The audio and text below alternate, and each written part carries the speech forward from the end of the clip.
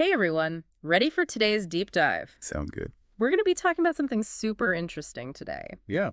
What's that? The connection between sleep, hormones, and weight management. Huh. I actually hadn't thought about that connection before. Yeah, a lot of people don't realize how much sleep can affect things like appetite and cravings. So how does it work? Well, there are these two key hormones, leptin and ghrelin. Leptin and ghrelin. Leptin is basically the hormone that tells your brain, hey, you're full, stop eating. Okay. And ghrelin is the one that's like, hey, I'm hungry, feed me. Ah, got it.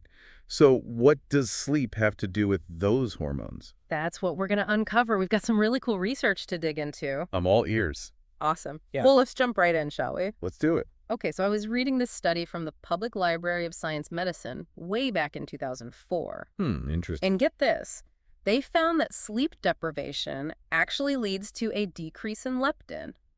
Really? Yeah, like a significant decrease, too. How much were you talking about? Like a 15.5% drop in leptin levels. Wow. That's pretty big. And, to make matters worse, Yeah. ghrelin levels increase by almost 15% when you're sleep deprived.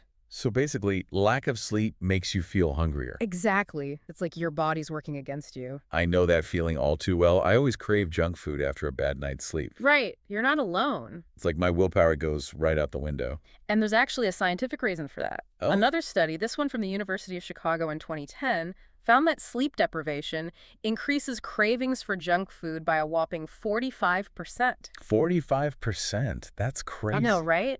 It's like our brains are wired to crave those sugary, fatty foods when we're tired. So what happens in the brain when we're sleep deprived? Why do we get those intense cravings? Well, it seems that sleep deprivation kind of messes with the reward centers in our brains. Makes sense. Like our brains are seeking out those quick hits of pleasure and satisfaction. Oh, I see. So we're more likely to make impulsive decisions when we're tired? Exactly. We go for the instant gratification, even if it's not the healthiest choice. Wow, that's really fascinating. Yeah, isn't it? So it's not just about willpower, it's about our brains literally craving those junk foods. Like a double whammy. Exactly. But the good news is There's good news. we can actually regulate these hormones and get those cravings under control. How do we do that? The key is sleep. Ah, of course. Makes Yeah. sense. By improving our sleep, we can help our bodies get back on track. So where do we start? One of the most important things is establishing a regular sleep routine. Regular sleep routine. Yep. Going to bed and waking up around the same time each day, even on weekends. Even on weekends. Oh, man, that's tough. I know, I struggle with that too. Oh, you're saying it's really important? It's crucial for regulating our body's natural rhythms. Okay. I guess that makes sense. It's like setting our internal clock to work properly. So if I need to wake up at 6 a.m. on weekdays, Then aiming for a 10 p.m. or 10:30 p.m. bedtime would give you a solid 7 to 8 hours of sleep. got it.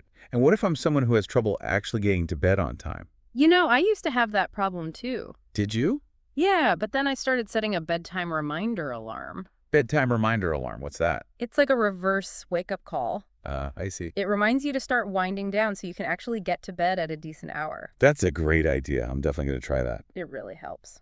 Okay, so we've got our consistent sleep schedule dialed in. Yeah. Now, what else can we do to maximize those sleep hours? Good question. You know, I've heard a lot about the importance of pre-sleep routines. Pre-sleep routines. Yeah, like what you do in the hour or two before bed can really impact your sleep quality. I've heard that too, but I'm not really sure what to do. Well, one of the biggest things is avoiding screens. Avoiding screens, like my phone and computer. Exactly. That blue light they emit can actually interfere with melatonin production. Melatonin. It's the hormone that regulates our sleep-wake cycle. Right. So no screens before bed.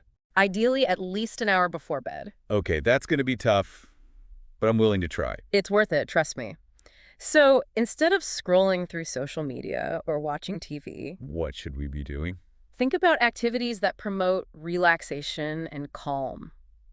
Like what? Reading a book, listening to soothing music, gentle stretching, or even meditation. Oh, those all sound nice. The key is to choose something you enjoy, and that helps you de-stress. Yeah, that makes sense. It's all about creating a buffer zone between the chaos of your day and the tranquility of sleep.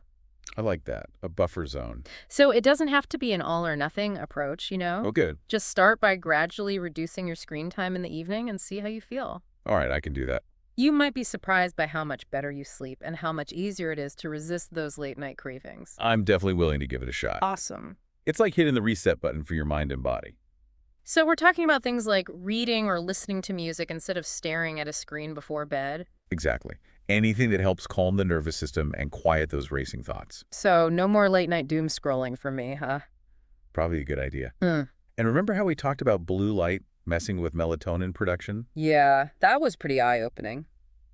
Well, when you put away those screens, you're giving your body a chance to produce melatonin naturally. It's like we're inadvertently sabotaging our sleep with all the technology around us. It's true, but it's not just about the quantity of sleep, right? No, quality matters too. How do you feel during the day? Do you wake up feeling refreshed, or are you hitting the snooze button multiple times? Oh man, I am definitely a snooze button hitter. Well, that could be a sign that your sleep quality is lacking. And what if I'm nodding off during the day, even when I'm doing something I enjoy? That's another red flag. Your body's telling you it needs more rest. It's like our bodies are sending us a message, hey, I need more rest. Exactly. And remember those pre-sleep routines we talked about? Yeah, the reading, the music, all that. Well, the benefits go beyond just improving sleep quality. Oh, really? How so? They can also have a positive impact on hormone balance. Interesting. When we're stressed and sleep deprived, our bodies produce more cortisol. Cortisol, the stress hormone. Right. And high cortisol levels can further disrupt appetite regulation and potentially contribute to weight gain. It's like a domino effect. Exactly. Poor sleep, hormonal imbalances, cravings, weight gain. It's a vicious cycle. And we can break that cycle, right? Absolutely. By prioritizing sleep and incorporating those simple tips we talked about. It's empowering to know that we have some control over these things. Exactly. You're not at the mercy of your hormones. So what about our bedrooms? What can we do to create the perfect sleep environment? Think of your bedroom as a sleep sanctuary. A sleep sanctuary. I like that. It should be dark, quiet, and cool. Okay, so blackout curtains and a fan. Exactly. Darkness is crucial because it signals to your body that it's time to produce melatonin. Right, the sleep hormone. And most people sleep best in a slightly cool room, around 65 degrees Fahrenheit. Oh, interesting. Your body temperature naturally drops as you fall asleep, I see. and a cool room helps facilitate that process. And what about noise? Does that really matter? Absolutely. Even if you think you're a heavy sleeper, noise can still disrupt your sleep cycles. Really? I didn't realize that. It prevents you from reaching those deeper, more restorative stages of sleep. Oh, wow. Those are the stages where your body repairs and rejuvenates itself. So earplugs or a white noise machine might be helpful? Exactly. Anything to minimize noise and create that peaceful environment. Makes sense. Okay, so we've got the darkness, the coolness, the quiet. What about stress? Stress, the arch nemesis of sleep. I know, right? Stress seems to love keeping me up at night. Well, stress and sleep are definitely intertwined. How so? Stress can disrupt sleep, and lack of sleep can increase stress levels. It's a vicious cycle. It's like a never-ending loop. Exactly. When we're stressed, our bodies release cortisol. The stress hormone again. Right. And cortisol can keep us awake and alert, making it harder to fall asleep and stay asleep. It's like my mind just won't shut off when I'm stressed. I hear you. And if stress is a constant companion, your cortisol levels can remain elevated even when you're trying to sleep. So what can we do to break free from this stress-sleep cycle? Stress management techniques are key. Like what? Things like yoga, meditation, and deep breathing exercises. I've been meaning to try yoga. It's great for lowering cortisol levels and promoting relaxation. And it's not just about managing stress in the evening, right? No, taking steps throughout the day to reduce stress can have a cumulative effect on your sleep quality. Like taking short breaks to stretch or listen to music. Exactly. Even a few minutes of focused relaxation can make a big difference. And what if I find myself lying in bed with a racing mind? Don't just lie there tossing and turning. I hate that feeling. Get up and do something relaxing until you feel sleepy again. Okay, so no scrolling through my phone. Definitely not. Read a book, listen to calming music, or just sit quietly in a dimly lit room. I can do that. It's all about sending those signals to my brain that it's time to wind down. Exactly. So we've talked about routines, environment, stress management. What about the mental aspect of sleep? Yeah, my thoughts and worries definitely keep me up at night sometimes. Our minds can be our own worst enemies when it comes to sleep. So true. If we go to bed with a racing mind, full of anxieties and to-do lists, it's no wonder we struggle to fall asleep. It's like trying to sleep with a spotlight shining in your face. Exactly. So how do we quiet those mental chatterboxes? Yeah, how do we create a more peaceful inner landscape before sleep? Journaling can be incredibly helpful. Journaling. Writing down your worries or to-do lists can help get them out of your head. Ah, I see. It frees up mental space for sleep. That makes sense. Any other tips? Practicing gratitude is another powerful technique. Gratitude. Before bed, reflect on a few things you're grateful for. I like that. It shifts your focus from worries to positive thoughts. It's amazing how those simple shifts in perspective can make such a difference. I know, right? And improved sleep can then have a ripple effect on your mood and emotional well-being. Because sleep plays a critical role in regulating our emotions, right? Absolutely. When we're sleep deprived, our emotional resilience takes a hit. We're more likely to feel irritable and overwhelmed. Exactly. It's like your emotional fuel tank is running on empty. Makes sense. And this can impact our relationships and work too, right? Absolutely. So if you're feeling emotionally drained, prioritize sleep. It's a key component of your mental health. It's a reminder that sleep is not just about physical rest, but also about giving our minds and emotions a chance to recharge. Exactly. Now, shifting gears a bit, let's talk about sleep's impact on cognitive function. Oh, yeah. We all know that feeling of grogginess after a bad night's sleep. But the effects go deeper than just feeling tired. Oh. Sleep plays a crucial role in memory consolidation, learning, and decision-making. When we sleep, our brains are processing information, forming new memories, and making connections. It's like our brains are having their own late-night study session. Exactly. But lack of sleep can interfere with these processes. So it's harder to remember things and learn new information. Exactly. And it's harder to make sound decisions, too. Wow, I didn't realize sleep had such a big impact on cognitive function. It's like your brain is trying to function on a dial-up connection when it needs high-speed internet. That's a great analogy. So if you're having trouble focusing, feeling forgetful, or making impulsive decisions, it could be a sign that you're not getting enough sleep. It's incredible how interconnected everything is. It is. Sleep affects our physical health, hormone balance, mental clarity, and emotional well-being. And speaking of physical health, we talked about how sleep impacts hormone regulation and appetite. Right, which can influence weight management. But it goes beyond that, right? Absolutely. Right. Sleep also plays a crucial role in immune function, cell repair, and cardiovascular health. Wow. It's like sleep is the ultimate multitasker. It is. When we sleep, our bodies are repairing and rejuvenating themselves at a cellular level. But lack of sleep can disrupt these processes. Exactly. It weakens our immune system, increases our risk of chronic diseases, and even accelerates the aging process. It's like our body's nightly tune-up. Without adequate sleep, our bodies are like cars running on fumes, more likely to break down. So if we're concerned about our physical health, prioritizing sleep is essential. Absolutely. This has been such an eye-opening conversation. It really has. It's clear that sleep is not a luxury, it's a necessity. Couldn't agree more. And the great thing is, we have the power to make changes that can significantly improve our sleep. We've talked about routines, environment, stress management, pre-sleep activities. It's about making those small, consistent efforts that add up to big results. You got it.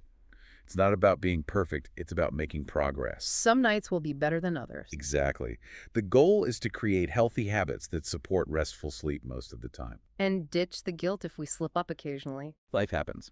Just get back on track the next night. I like that. Progress, not perfection. And as you start prioritizing sleep, you might be surprised at the positive ripple effects it has on other areas of your life. Like what?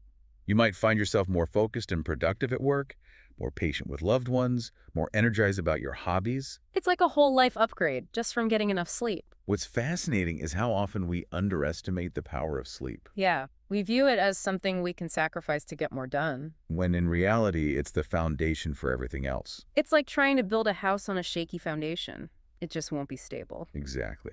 And when we prioritize sleep, we're not just investing in our physical health. We're investing in our mental clarity, emotional well-being, and overall quality of life. Well said. So let's bring it back to those two hormones we talked about earlier, leptin and ghrelin. The appetite regulators, Right. We learned that sleep deprivation can throw them out of whack. leading to increased hunger and cravings. But we can regain control of these hormones by prioritizing sleep.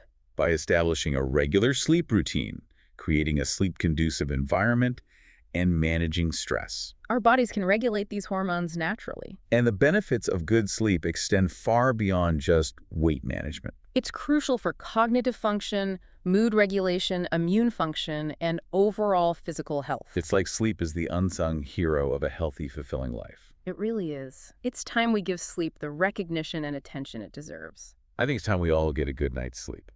All right, so as we wrap up our deep dive into sleep, Yeah. what's one small change our listeners can make tonight to prioritize those zizzes? Well, we talked about setting a bedtime reminder on your phone, Ooh, that's a good one. like a little nudge to start winding down. Or maybe dimming the lights an hour before bed. Yeah, that's a great way to signal to your body that it's time to relax. And instead of scrolling through social media. Maybe choose a relaxing activity like reading or taking a bath. Ah, that sounds lovely. It really does, doesn't it?